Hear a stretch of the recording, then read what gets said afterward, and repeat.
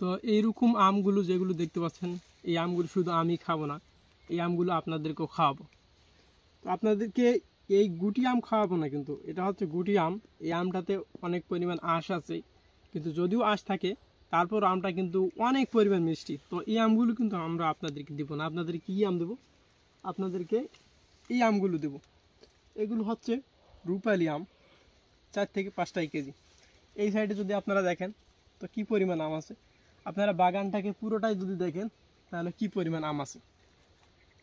তো এই আমগুলো আমরা 18 তারিখ থেকে ডেলিভারি কার্যক্রম শুরু করব।